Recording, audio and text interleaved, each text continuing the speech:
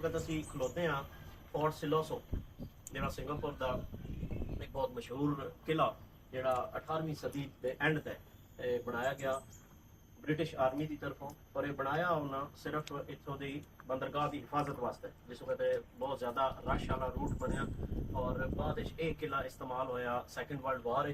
और उस वक्त इतने अटैक किया सिंगापुर ने जैपनीज़ ने, और जैपनीज़ तो इस बचाने वास्ते इस जजीरे, क्योंकि ये बहुत ज़्यादा एक बिजी रूट आ तजारत वास्ते और बहुत अहम पॉइंट आ, बहुत अहम बंदरगाह आई। और इस सेफ रखने वास्ते ये ब्रिटिश ने इतने किला बनाया। इस किले के मुख्तलिफ रोल प्ले किया सैकेंड वर्ल्ड वार टू उस इस मुख्तलिफ जोन डिवाइड किया गया जी। 3 जोन है ने, एक जोन जोड़ा इसनों हारबर फ्रंट वाले पासों जोड़ा वो महफूज रखता। दूआ जोन इहदा जोड़ा वो टनल है, बहुत ज़्यादा मशहूर टनल्स हैं। वो टनल्स जड़ियां मुख्तलिफ इलाकों में खुफिया सुरंगा हैं, उन्हें वो सुरंगा मुख्तलिफ इलाकों में खुलदियाँ आन जाके, ताकि जिस वक्त हमला हो हमला तो बचने वास्ते उन टनल्स इस्तेमाल किया जाए। तीजा एरिया इतों का बहुत ज़्यादा मशहूर और इस जो डिवाइड किया गया। और तीसरे हिस्से में वो हैं इसदियाँ गन्स वाला एरिया, जिथे गन्स पॉइंट की गई ताकि समुद्र आने वाले जहाज़ों तो या समुद्र के रास्ते जी इतने यलगार होगा उस तो बचाने वास्ते या उसका मुकाबला करने वास्ते को गन्ना का इस्तेमाल किया। इस तरह जोन दोन विखाते हैं, कोशिश करते हैं जितों तक कैमरे की इजाजत है नाल लैके विसा कैप्चर करते हैं, दोन विखाते हैं। आओ तुहानू सैर कराइए सिस्लो फोर्ट सिंगापुर। इन्हां दी पहली चैक पोस्ट है जी बैटरी कमांड पोस्ट 1942। ये यूज़ हुई I as a command post के तौर पर। और इतों है थले रास्ता जा रहा दूए सैक्शन वाले पासे, जोड़ा गन्स वाला सैक्शन है। और तुहानू विखाने ये कितनी बड़ी गन्स जो उस दौर सैकेंड वर्ल्ड वार इस्तेमाल हुई हैं जी। पुरानी इन्हों की उस दौर की तस्वीर है। और हिस्ट्री म्यूजियम टाइप छोटा जहा बनया हुआ। और यह गन्स हैं, गन्स का साइज वेखो। और ये पूरी एक चेक पोस्ट बनी हुई है, यह देखो ठीक। छोटा जहा जजीरा जोड़ा बिल्कुल ही बंदरगाह है, बंदरगाह की हिफाजत वास्ते एक छोटा जहा किला इस जजीरे उत्ते किला बनाया गया। उस तोपा हैं जड़ियाँ उस वक्त इत्थे ही नसबान सैकेंड वर्ल्ड वार 9.2 इंच दा इस दा बैरल है, गन वाली बैरल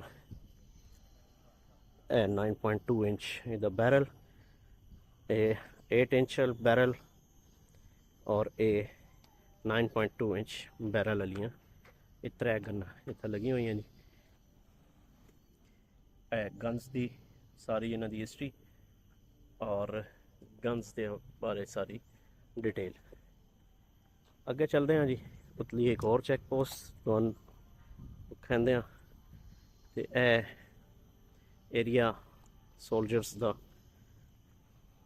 रेस्ट वाला, ये शेड बने हुए हैं छोटे छोटे। एक और चैक पोस्ट है जी जितों ऑपरेट होंदा सैकेंड वर्ल्ड वार ऑपरेट हुई 1942 च। इत्थे जी गन्स हैं वो 6 इंच गन वाली 6 इंच गन बैटरी। इत्थे एमुनीशन उत्ते पहुँचाने वास्ते एक लिफ्ट लगी उस दौर की, जो खूह होंदा इंज आ रहा है। और ये थलो एमुनीशन सुरंगा के जरिए इत्थों तक आंदा और सुरंगा चो एमुनीशन लिफ्ट जरिए उत्ता आंदा। और इन्हों के तोपों के गोले वो गोले जोड़े इत्थों सप्लाई होंदे हैं इस तरह। और ये उस वक्त वर्ल्ड वार 2 इस्तेमाल हुई। अगे आ गया जी 1945 तो 45 जी वर्ल्ड वार हुई सैकेंड वर्ल्ड वार उस इस्तेमाल हुई जैपनीज़ की इन्वेजन रोकने वास्ते ब्रिटिश की तरफों। और यह छोटी जी एक बैरक है जी उस वक्त इस्तेमाल हुई है। अंदरों भी तुम कहने बड़े सॉलिड दरवाजे हैं लोहे के अजे तक खलोते हुए।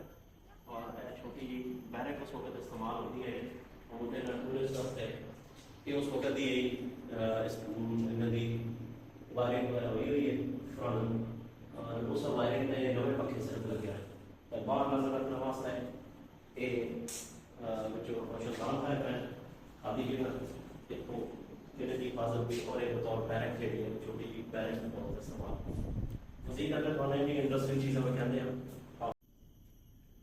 और जनाब अगर तुम दिखाते हैं टनल ये 1942 में इस्तेमाल हुई टनल बी कंपलैक्स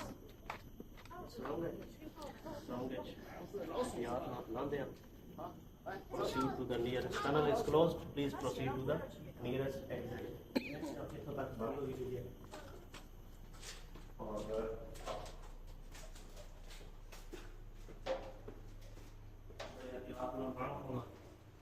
जी अंदर It's very dangerous, man. Tunnel में जैसे आ गए हम और थल्ला जी है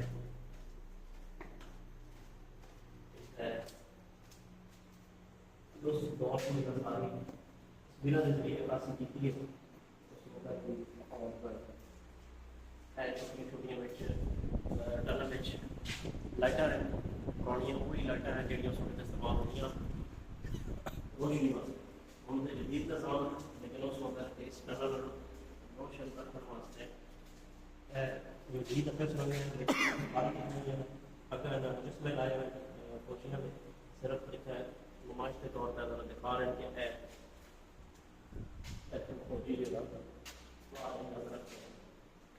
कि उस वक्त की इन्होंने सारी हिस्ट्री है सैकेंड वर्ल्ड वॉर की दीवार रिप्रेजेंट की हुई है तस्वीर की शक्ल है सारी जंग जी सिर्फ दुनिया लड़ी है बाहर की हमले रोकने वास्ते तो जी उत्तर पॉलिसी दिखाया गन्स के बैरक शिफ्ट कर दे लिफ्ट है इतों अंदर सोल्जर देता अंदर वाले सोल्जर लिफ्ट तक लैके आते हैं और लिफ्ट के जरिए पुराने दौर का कुआं नुमा लिफ्ट दिखाई है जी उतलियां गन्ना तक ये बैरल पहुँचाते हैं और उतों फिर फायर होते हैं अंदर वाली एक इन्हों का डिपू भी कह सकते हैं। और मजीद करते हैं आज साढ़े नाल जनाब राहदारी है छोटिया छोटिया इस तो बाद एग्जिट है और फिर दोबारा इन्होंने फौजियों को और दिखाओ जी छोटी जी लिफ्ट है मिजाइल अपना इतना एमुनेशन होता इतों ये रखते हैं बैरक और उत्ते जाते हैं जी don't cross the line man I'm just touching this area. It was touched by mistake. बड़े इन्हें इतने सेंसर लाए हो कि जो बंदा इतों क्रॉस करने लगता तो बैल बजती है कि तुम जो प्रोहिबिटेड एरिया वो क्रॉस कर रहे हो अगर जाना ममनू है इस वास्ते अगर ना जाते फौजियों का इन्होंने एमुनेशन डिपू भी असं कह सकते हैं और इन टनल इतों असला उत्तर रहता और उतों फिर फायर होता नीयरेस्ट एग्जिट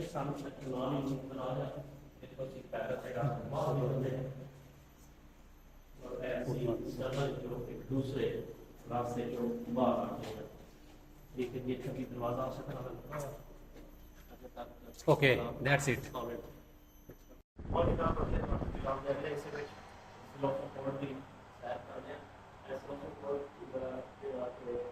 सिंगापुर का मेन किला जी तस्वीरी आके लाए हुए हैं उस फोर्ट का पूरा नक्शा बंदरगाह आगे इसी तरह इसकी अक्सी लिखी हुई है मॉडल की शक्ल है सिंगापुर का इसका लॉस ऑफ फोर्ट का पूरा मॉडल है और मुख्तलिफ रंगों हाईलाइट किया असं वारी वारी बटन लगाने और क्लोज करके दिखाने कि इतने येलो जोन है लाइफ ऑफ अ सोल्जर इसे चेक कराई हुई ने जिस गार्ड्स बैंगलो ने बैरक्स ने ऑफिसर्स मैस है गन ट्रेल डिस्प्ले है गार्ड रूम है गन ट्रेल डिस्प्ले और टनल है बैटरी कमांड पोस्ट और गन ट्रेल डिस्प्ले है बटन दबाया और येलो पॉइंट्स नाल दस रहा कि कितने कितने ये पॉइंट आ ठीक है। उस बाद जनाब रेड जोन है तो इस फोर्ट द स्क्वायर है केसमेट्स ने और टनल बी है हम तो कहते हैं और वो एरिए दसी जिथे ਇਹ ਰੈੱਡ ਜ਼ੋਨ ਆ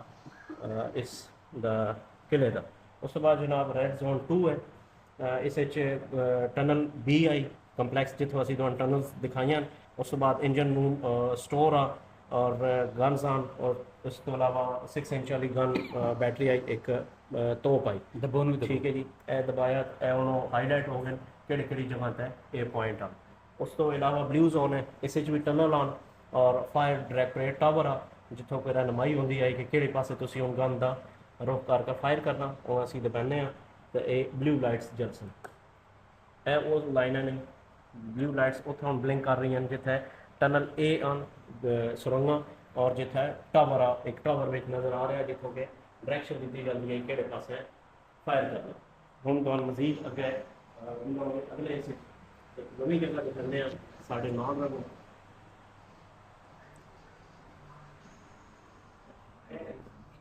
ਸਾਰਾ ਖੂਬਸੂਰਤ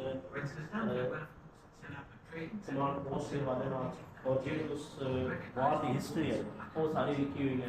88,600 ਸੋਲਜਰ ਜਿਹੜੇ ਆ ਇਸ ਹਿੱਸਾ ਲਿਆ ਸਪੋਰਟ ਹੈ, ਔਰ 158 에ਅਰਕ੍ਰਾਫਟ ਨੇ ਹਿੱਸਾ ਲਿਆ, ਔਰ ਬਾਕੀ ਜਿਹੜੀ ਸਾਰੀ ਉਸ ਸੈਕੰਡ ਵਰਲਡ ਵਾਰ 1939 ਤੋਂ ਲੈ ਕੇ 1945 ਤੱਕ, ਦੇਖੋ ਥੋੜੀ ਜਿਹੀ ਪਿੱਛੇ ਕੋਲਡ ਵਾਰ ਔਰ 41 ਤੋਂ 45 ਤੱਕ ਇਹ ਸਾਰੀ ਜਿਹੜੀ ਹਿਸਟਰੀ ਹੈ ਉਹ ਇਸ ਤਰ੍ਹਾਂ ਸਾਰੀ ਹੈ। ਇਹ ਆਰਗੇਨਾਈਜੇਸ਼ਨ ਵਾਸਤੇ ਜਿਹੜਾ ਸ਼ੂਜ਼ ਹੋ ਗਿਆ, ਬਕਸੇ ਵਗੈਰਾ ਔਰ ਤਰਸੀਲ ਵਾਸਤੇ ਸਮਾਨ ਔਰ ਅਸਲੇ ਦੀ ਤਰਸੀਲ ਵਾਸਤੇ ਜਿਹੜੀ ਸਮਾਨ ਚਾਹते हैं ਇਹ ਉਸ ਦੌਰ ਦੀ ਸੇਫ की हुई है। ये सारी तस्वीरी नुमाइश है और मूवी चल रही है, इस पूरी अपनी सेकंड वर्ल्ड वॉर की हिस्ट्री दसते इस किले का की किरदार है। मज़ीद अगे चलते हैं, अगले भी लोग हिस्से में अगली चीज़ थोड़ी सी एक्सप्लोर करते हैं इस किले के बारे में।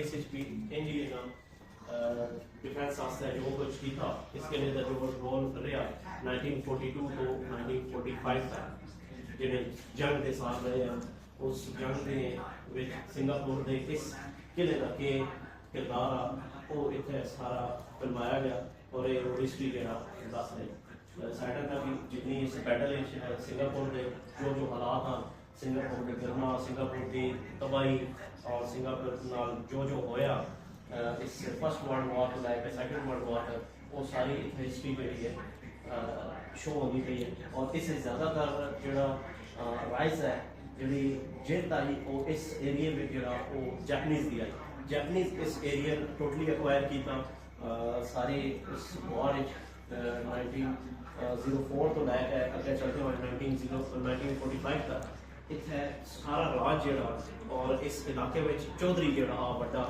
यानी बदमाश कह सकते हो और बड़ा चौधरी जो इस पूरे रीजन का वो जापान वजीर अगर कहने चीज़ अस्सलाम वालेकुम। Voices of Singapore out of दिखाने की दीवारों पर काशी की हुई है और टनल्स और उस रोड ही है ये दीवारा है नॉन वाले जंग दी आवाज़ भी आ रही हो शोर सुविधा पे ज़्यादा था और बम्बार्डमेंट होती है उस दौर की खासी रहती है टनल है और बादल शरीफ का करके और पानी ऐसी और टनल जाके इस टनल करते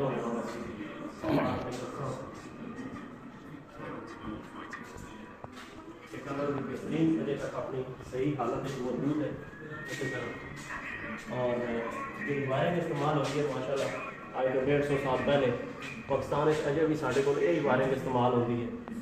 गल करने का मकसद ये है कि कम 150 साल 200 साल 200 साल हो गए वायरिंग इस्तेमाल होती है यार ठीक है जी।